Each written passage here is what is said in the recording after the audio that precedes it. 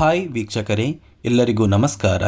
ನೋಡಿ, ಗೃಹಲಕ್ಷ್ಮಿ ಯೋಜನೆಯ ಪ್ರತಿಯೊಂದು ಫಲಾನುಭವಿಗಳಿಗೆ ಗಣೇಶ ಹಬ್ಬದ ಪ್ರಯುಕ್ತ ನಿಮ್ಮ ಬ್ಯಾಂಕ್ ಖಾತೆಗೆ ಸರ್ಕಾರದಿಂದ 12ನೇ ಕಂತಿನ ಹಣ ಮತ್ತು 13ನೇ ಕಂತಿನ ಹಣ ಕುರಿತು ಸಚಿವೆ ಲಕ್ಷ್ಮೀ ಹೆಬ್ಬಾಳ್ಕರ್ ಅವರು ಒಂದು ಮುಖ್ಯವಾದ ಮಾಹಿತಿಯನ್ನು ಕೊಟ್ಟಿದ್ದಾರೆ. ಸರ್ಕಾರದಿಂದ ಪ್ರತಿಯೊಂದು ಫಲಾನುಭವಿಗಳಿಗೆ 12 ಮತ್ತು 13ನೇ ಕಂತಿನ ಹಣನ ಸರ್ಕಾರದಿಂದ ನಿಮ್ಮ ಬ್ಯಾಂಕ್ ಖಾತೆಗೆ ಜಮಾ ಮಾಡ್ತಾ ಇದ್ದಾರೆ. ನಾನು ನಿಮಗೆ ವಿತ್ ಪ್ರೂಫ್ ಮೂಲಕ ಈ ಒಂದು ಮಾಹಿತಿಯನ್ನು ಕೊಡ್ತಾ ಇದ್ದೀನಿ. ಅದೇ ರೀತಿ ಸರ್ಕಾರದಿಂದ ಯಾವ ಜಿಲ್ಲೆಗಳ ಫಲಾನುಭವಿಗಳ ಬ್ಯಾಂಕ್ ಖಾತೆಗೆ ನಾಳೆ ಶನಿವಾರ ಗೃಹಲಕ್ಷ್ಮಿ ಯೋಜನೆಯ ಹಣ ಬರ್ತಾ ಇದೆ ಅಂತ ನಿಮಗೆ ತಿಳಿಸ್ಕೊಡ್ತಾ ಇದ್ದೀನಿ. ಅದಕ್ಕಿಂತ ಮೊದಲು ವಿಡಿಯೋ ನೋಡ್ತಾ ಇರುವ ಪ್ರತಿಯೊಬ್ಬರ ಹತ್ರ ಕೂಡ ಒಂದು ಚಿಕ್ಕ ರಿಕ್ವೆಸ್ಟ್ ಇದೆ. ನೀವೇನಾದ್ರೂ ಇನ್ನೂ ಕೂಡ ನನ್ನ ಚಾನಲ್ನ ಸಬ್ಸ್ಕ್ರೈಬ್ ಆಗಿಲ್ಲ ಅಂದರೆ ದಯವಿಟ್ಟು ಪ್ರತಿಯೊಬ್ಬರೂ ಚಾನಲ್ನ ಸಬ್ಸ್ಕ್ರೈಬ್ ಮಾಡ್ಕೊಳ್ಳಿ, ಹಾಗೆ ವಿಡಿಯೋಗೆ ಒಂದು ಲೈಕ್ನ ಕೊಡಿ.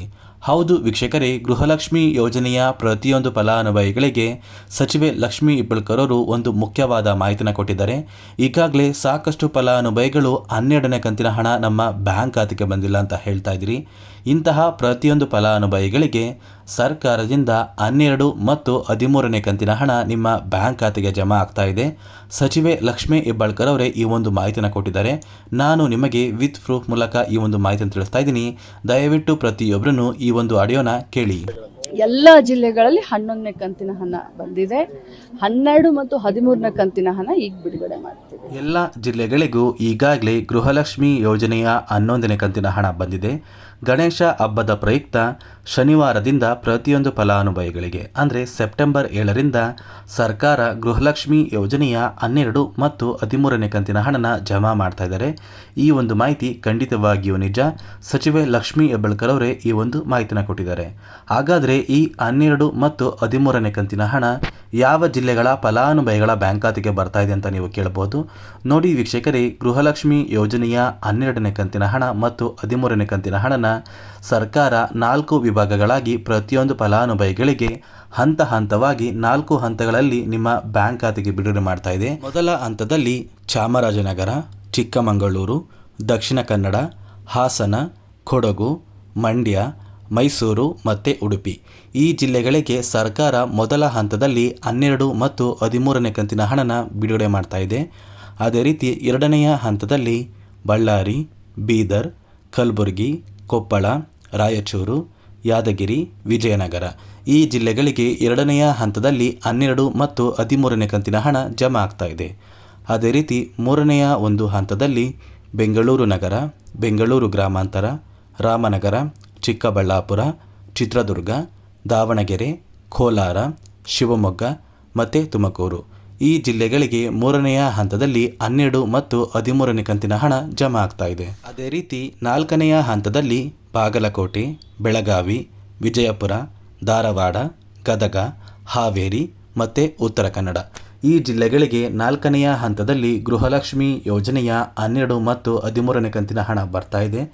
ಪ್ರತಿಯೊಂದು ಜಿಲ್ಲೆಯ ಪ್ರತಿಯೊಂದು ಫಲಾನುಭವಿಗಳ ಬ್ಯಾಂಕ್ ಖಾತೆಗೆ ಸರ್ಕಾರ ಗೃಹಲಕ್ಷ್ಮಿ ಯೋಜನೆಯ 12 ಮತ್ತು 13ನೇ ಕಂತಿನ ಹಣನ ಬಿಡುಗಡೆ ಮಾಡ್ತಾರೆ. ನಿಮ್ಮ ಬ್ಯಾಂಕ್ ಖಾತೆಗೆ ಇಲ್ಲಿಯವರೆಗೂ 11 ಕಂತಿನ ಹಣ ಬಂದಿದ್ದರೆ ಸರ್ಕಾರದಿಂದ ಒಟ್ಟು 4,000 ಹಣ ಬರುವಂತಹ ಸಾಧ್ಯತೆ ಇರುತ್ತೆ. ಅಥವಾ ಹಂತ ಹಂತವಾಗಿ ಮೊದಲು 12ನೇ ಕಂತಿನ ಹಣ, ನಂತರ 13ನೇ ಕಂತಿನ ಹಣನ ಪ್ರತಿಯೊಂದು ಫಲಾನುಭವಿಗಳ ಬ್ಯಾಂಕ್ ಖಾತೆಗೆ ಬಿಡುಗಡೆ ಮಾಡ್ತಾರೆ. ಸಾಕಷ್ಟು ಫಲಾನುಭವಿಗಳು 12ನೇ ಕಂತಿನ ಹಣ ಬಂದಿಲ್ಲ ಅಂತ ಹೇಳ್ತಾ ಇದ್ದೀರಿ. ಇಂತಹ ಪ್ರತಿಯೊಂದು ಫಲಾನುಭವಿಗಳಿಗೆ 12 ಮತ್ತು 13ನೇ ಕಂತಿನ ಹಣ ಜಮಾ ಆಗ್ತಾ ಇದೆ. ನಾಳೆ ಶನಿವಾರ ಬ್ಯಾಂಕ್ ರಜಾ ಇದ್ರೂ ಕೂಡ ಸರ್ಕಾರ ಒಂದು ಸಲ DBTಗೆ ಹಣ ಕಳಿಸಿದ್ರೆ ಭಾನುವಾರ ಆದರೂ ಕೂಡ ನಿಮ್ಮ ಬ್ಯಾಂಕ್ ಖಾತೆಗೆ ಹಣ ಬರುವಂತಹ ಸಾಧ್ಯತೆ ಇರುತ್ತೆ. ಅದೇ ರೀತಿ ಬ್ಯಾಂಕ್ ರಜೆ ಇದ್ರೂ ಕೂಡ DBT ಮೂಲಕ ಯಾವುದೇ ಒಂದು ದಿನ ಆದರೂ ಕೂಡ ನಿಮ್ಮ ಬ್ಯಾಂಕ್ ಖಾತೆಗೆ ಹಣ ಬರ್ಬೋದು. ಆದಷ್ಟು ಬೇಗ ಪ್ರತಿಯೊಂದು ಫಲಾನುಭವಿಗಳ ಬ್ಯಾಂಕ್ ಖಾತೆಗೆ ಸರ್ಕಾರ ಬಿಡುಗಡೆ ಮಾಡಿರುವ ಗೃಹಲಕ್ಷ್ಮಿ ಯೋಜನೆಯ 12 ಮತ್ತು 13ನೇ ಕಂತಿನ ಹಣ ಬಂದು ಜಮಾ ಆಗುತ್ತೆ. ಅದೇ ರೀತಿ ಸಾಕಷ್ಟು ಫಲಾನುಭವಿಗಳು ಇನ್ನೂ ಕೂಡ 11ನೇ ಕಂತಿನ ಹಣ ಬಂದಿಲ್ಲ ಅಂತ ಹೇಳ್ತಾ ಇದ್ರಿ. ಇಂತಹ ಪ್ರತಿಯೊಂದು ಫಲಾನುಭವಿಗಳಿಗೆ ಸೆಪ್ಟೆಂಬರ್ 10ರಷ್ಟರಲ್ಲಿ ಗೃಹಲಕ್ಷ್ಮಿ ಯೋಜನೆಯ 11ನೇ ಕಂತಿನ ಹಣ ಬರುತ್ತೆ.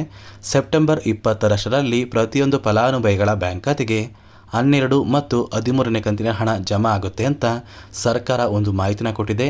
ಅದೇ ರೀತಿ ಗೃಹಲಕ್ಷ್ಮಿ ಯೋಜನೆಯ 12 ಮತ್ತು 13ನೇ ಕಂತಿನ ಹಣ 4 ಹಂತಗಳಲ್ಲಿ ಪ್ರತಿಯೊಂದು ಜಿಲ್ಲೆಯ ಫಲಾನುಭವಿಗಳ ಬ್ಯಾಂಕ್ ಖಾತೆಗೆ ಜಮಾ ಆಗ್ತಾ ಇದೆ. ನಿಮ್ಮ ಬ್ಯಾಂಕ್ ಖಾತೆಗೆ ಇನ್ನೂ ಸಹ ಹಣ ಬಂದಿಲ್ಲ ಅಂದರೆ ಕೆಲವೇ ದಿನಗಳಲ್ಲಿ ನಿಮ್ಮ ಬ್ಯಾಂಕ್ ಖಾತೆಗೆ ಹಣ ಬಂದು ಜಮಾ ಆಗುತ್ತೆ. ಗಣೇಶ ಹಬ್ಬದ ಪ್ರಯುಕ್ತ ಪ್ರತಿಯೊಂದು ಫಲಾನುಭವಿಗಳಿಗೂ ಆದಷ್ಟು ಬೇಗ ಹಣ ಬರುತ್ತೆ ಅಂತ ಹೇಳ್ತಾ, ದಯವಿಟ್ಟು ಪ್ರತಿಯೊಬ್ಬರೂ ನನ್ನ ಚಾನಲ್ನ ಸಬ್ಸ್ಕ್ರೈಬ್ ಮಾಡ್ಕೊಳ್ಳಿ, ಹಾಗೆ ವಿಡಿಯೋಗೆ ಒಂದು ಲೈಕ್ನ ಕೊಡಿ.